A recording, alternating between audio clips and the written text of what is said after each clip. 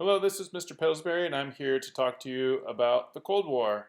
What is it? What happened? And maybe even answer the essential question of how does conflict influence relationship? The Cold War isn't actually a physical fighting war like World War II.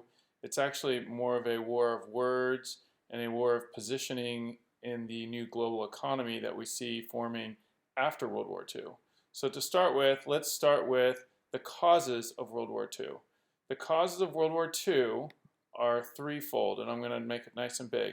Number one, military alliances. So after World War II, NATO was formed. The North Atlantic Treaty Organization was created to provide mutual help to anyone who was attacked following the war. Eastern Europe also had their own version of NATO, which was called the Warsaw Pact. So there's this separation between the East and West that naturally takes place. Russia was trying to convert countries into communist countries. The United States was trying to get people down with their style of democracy. Another thing that takes place is an arms race. So the United States and the Soviet Union were producing arms and stockpiling nuclear weapons as we head into the 1960s. This is a tremendous important point because this is going to eventually lead to us stockpiling more than them, which could lead to the downfall or the end of the Cold War in 1991 with the falling of the Berlin Wall. And speaking of the Berlin Wall, the Soviets will build a wall to stop the Eastern Europeans from leaving. And so in 1961, they created a 15-foot high, 28-mile barbed wire that did not let people out of East Berlin. And people could be shot and all sorts of bad things were happening. So these are kind of the causes, I would say the foundational causes of why this took place. Some of the things that happened during the Cold War, one of them following World War II was the Berlin Airlift. So Berlin's going to be broken up into 4 different sections. There's going to be the Great Britain zone, the French zone, the US zone, and the Soviet Union had their zone. And so eventually, the 3 allies began to merge their economies in Berlin. But the Soviets reacted and they said, no, we're going to block West Berlin, no trucks, no trains, no barges, no food enters the city. And so the West responded and says, we will airdrop food in to this city. And we supplied over 2.3 million tons of food to these people where the Soviets were not letting people in. And so this is one of the key divisions or one of the key events that will take place during this time period as we move through the Cold War that happens right after World War II. Now Europe will be devastated, as you can see by the picture, by the fighting that took place. And so the Marshall Plan was actually a $13 billion plan to rebuild all of Europe and to get people back up and working and back on their feet. And so the Marshall Plan did not intend to exclude the Soviet Union or Eastern Europe, but the Soviets saw the plan as an attempt to buy and support the smaller European countries. So the real point of the Marshall Plan is going to come down to an economic part where the United States needed someone to trade with, and so we decided to get Europe back up and running as quickly as possible. No harm, no foul, let's move on, let's get them rebuilt and so that they can get operating economically.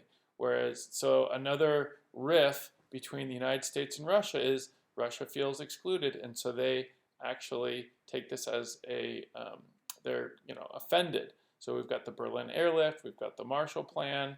Over here, we also have some of the other Soviet countries. Why were the Chinese mad at the Soviets?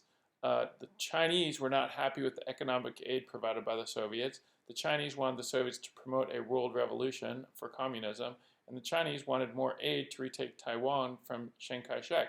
So the Soviet Union wasn't doing a great job at unifying what was going on during this time, whereas the United States was probably doing a little bit better job of that. If you look on the other side, our new president following FDR is Harry Truman, and Truman came up with the Truman Doctrine. And this says we will do anything in our power to contain, hold, or keep something inside, contain communism from spreading around the world. And so we're going to see that in a number of different events. The first place in the world that we're going to see this is going to be in China.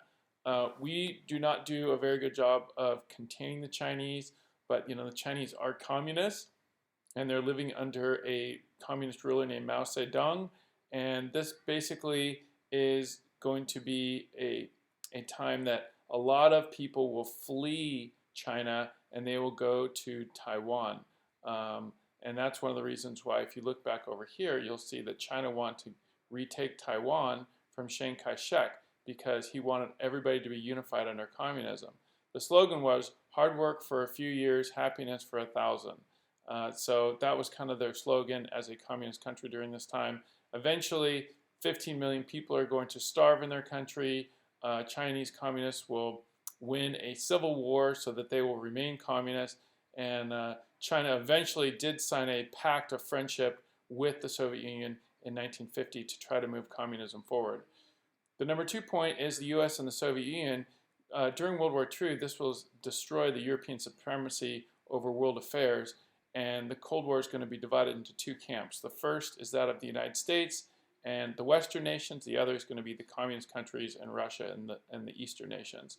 And this will be called, we're going to go into a number of proxy wars. Proxy wars is where we give guns to other people to help them fight their wars. So if we want our neighbor to fight hard in a war, we will give them guns, and hopefully they will fight for the causes that we believe in. These are proxy wars. The Korean War is a proxy war, the Vietnam War is a proxy war, and we're doing this all in the name of the Truman Doctrine.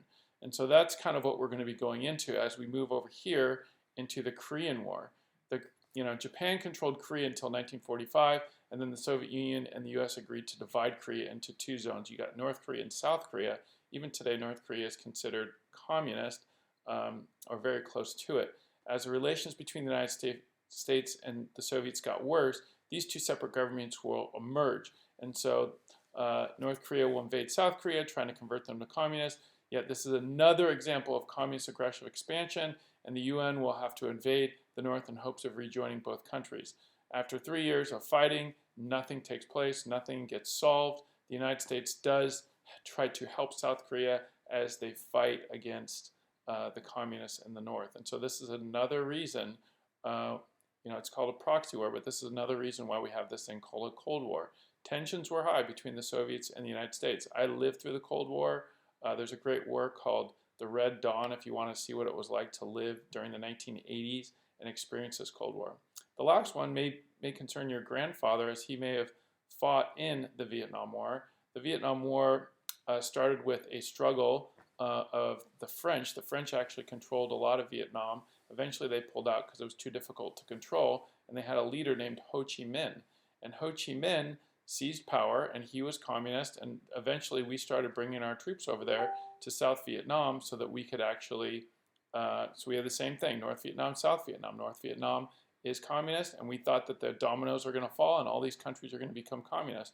So eventually we attacked them, we brought troops over to them, and it was a terrible, terrible loss for the United States, as we eventually will pull out of that country.